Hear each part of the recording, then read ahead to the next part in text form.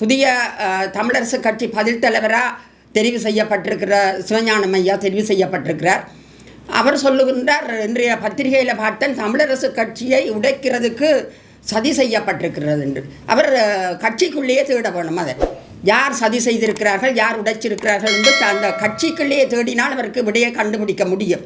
நாங்கள் நிலையாக இவர் இருந்தால் தமிழரசு கட்சி வளர்ந்துவிடும், அதில் அவர் இருந்தால் தமிழரசு கட்சி வளர்ந்துவிடும் என்று சொல்கிறதுக்கோ அல்லது அது பழைய கொள்கைகளை முன்னெடுத்து கொண்டு போகும் என்றோ சொல்கிறதுக்கு முடியாது. ஏனென்று சொன்னால் அது கிட்டத்தட்ட ஒரு கரையான் புற்று மாதிரி, ஒரு கேன்சர் நோயாளி மாதிரி எந்த நிலையிலும் அது மரணிக்கலாம் என்ற ஒரு நிலைக்கு வந்துவிட்டது. ஏனென்றால் அதில் எந்த விதமான ஒரு உயிர்த்துடிப்பும் இல்லாத ஒரு கட்சியாக அது மாறிவிட்டது. எவ்வளவுதான் கூக்குரல் போட்டாலும் கடந்த பாராளுமன்ற பொதுத் தேர்தலிலே அதனை மக்கள் நிரூபித்திருக்கின்றார்கள். மிக அழகாக வெளிச்சமாக வெளிப்படையாக அவர்கள் நிரூபித்திருக்கிறார்கள்.